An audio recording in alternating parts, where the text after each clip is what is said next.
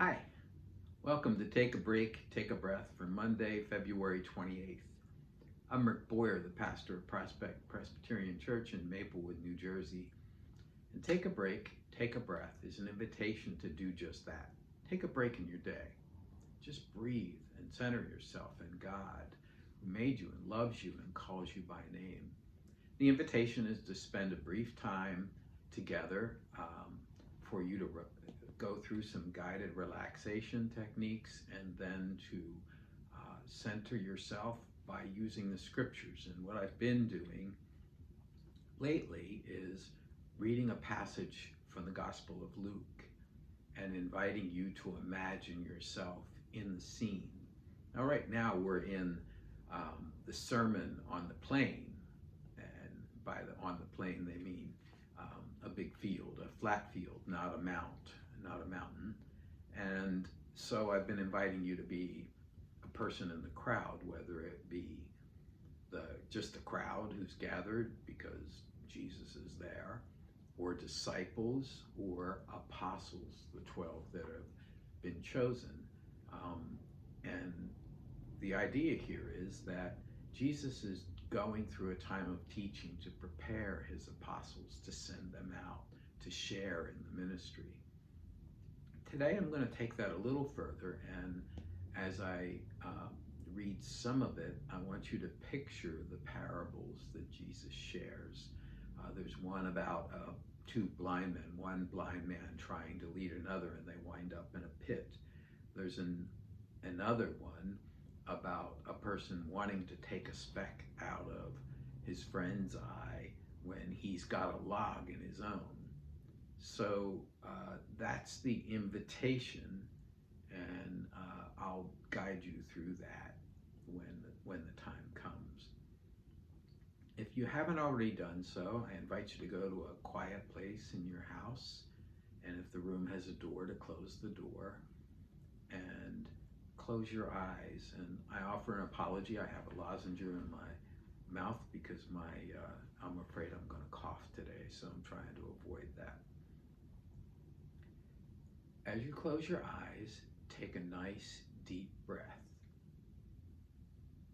And as you breathe in, you're breathing in the breath of God. God gave life to the first human by breathing into them. And so you're invited to do the same. Breathe in and breathe in the presence of God. Breathe out everything that does not help you to be present to God. Breathe in the breath of life and breathe out all that does not give you life. Breathe in God's peace and breathe out your worries, your fears, your anxieties, all the things that disturb your peace. Keep breathing deeply and imagine, because this is true, that the Spirit of God is present with every part of who you are. Focus on different parts of your body to experience the presence of God.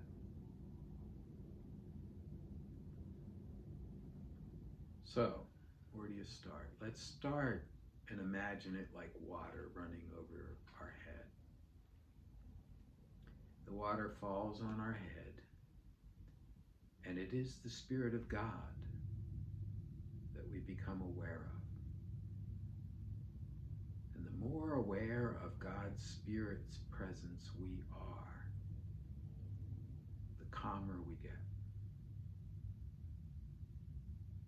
And so God's presence calms all those things that are bouncing around in your mind until they find a place to settle for a bit. God's Spirit touches your face. And those furrows in your brow relax. And your jaw that's been tight, thinking about everything you need to do today, relaxed. And the water runs down over your neck.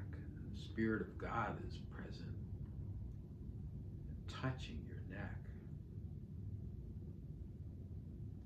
And as God's peace settles on your neck, it allows the muscles in your neck to relax and your head to kind of float around on the top of your neck.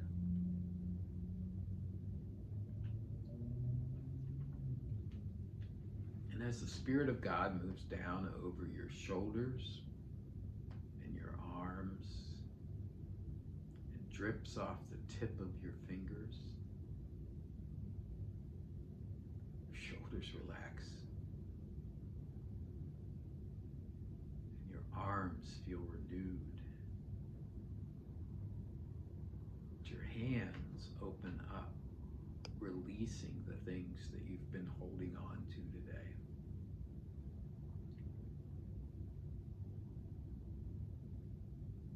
And as the Spirit of God moves over your chest,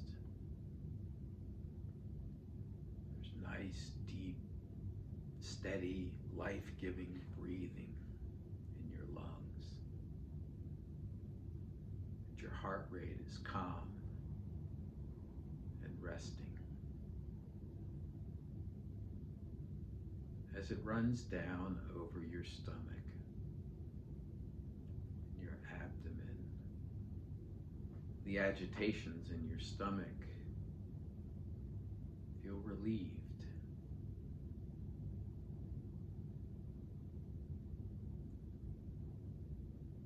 As it runs down your back,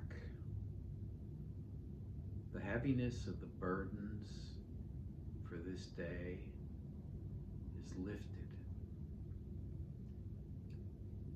And the muscles feel relaxed and soft, not so tense and tired.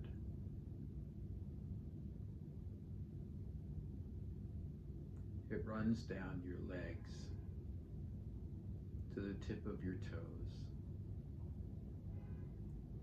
The muscles in your legs, they feel renewed. And your feet, well, they just feel good.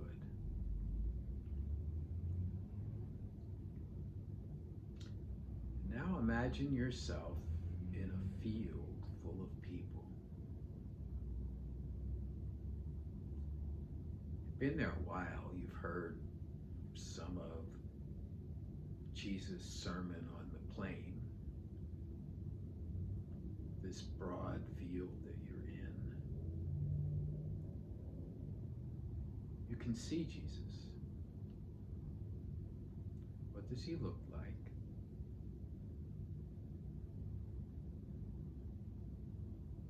What about his hair? His eyes? Are you able to picture him differently in different times? Is he tall or short? He's been teaching for a while. There's just been a break, and now he comes back to teach again. He's teaching about mercy and the way of God. And it all seems so revolutionary to you because you live in a society that calculates every single relationship. And Jesus is talking about a freedom from all of those calculations. When he starts, he says, be merciful, just as your Father is merciful. Do not judge, and you'll not be judged. Do not condemn, and you will not be condemned. Forgive, and you will be forgiven. Give, and it will be given to you. A good measure, pressed down, shaken together, running over, will be put into your lap. For the measure you give will be the measure you get back. And Jesus tells a parable, and you can see it in your mind as he says it. You can see it almost unfolding right there beside him. Can a blind person guide a blind person? Will not both fall into a pit? Can you see that? Two blind people trying to make their way along a road, and they fall into a pit. Goes on to say, a disciple is not above the teacher, but everyone who is fully qualified will be like the teacher. Wow. And then he talks about another parable. Why do you see the speck in your neighbor's eye, but do not notice the log in your own eye? Imagine that. You got this big stick in your eye. Your neighbor has this tiny little thing in the corner of his or her eye. How can you say to your neighbor, friend, let me take out the speck in your eye, when you yourself do not see the log in your own eye? You hypocrite. First take the log out of your own eye, and then you will see clearly to take the speck out of your neighbor's eye. Imagine that. Imagine that. Can you see it? Someone who can barely see trying to take a speck out of his neighbor's eye because he's got a big log in his own eye. Where are our blind spots? You're sitting thinking about everything you've heard, and Jesus takes a break. And when he takes a break, you go back to the tree that you've been sitting under for each one of these breaks. And somehow, and I don't know if Jesus does this with everyone who's there, but, well, Jesus is just good at making each person feel like they are the only one in the room or the only one around. And he makes his way to you and sits down beside you. And you begin to talk. You talk about what you heard. You talk about what confuses you. You talk about the concerns you have as you listen to all this, and the prayers that you bring to this moment. I'll be quiet while the two of you talk.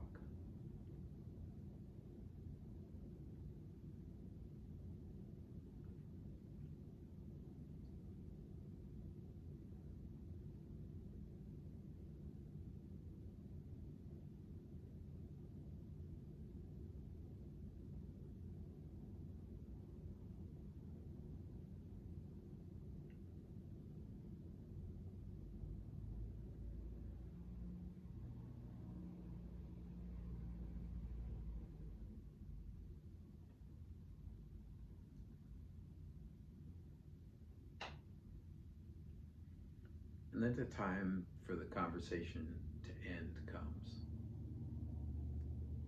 And the two of you bring it to a conclusion for now. And Jesus makes his way back to where he was teaching, where he stood to teach. And you allow that image to fade away. And you bring yourself back to the room where you are. And when you're ready, open your eyes.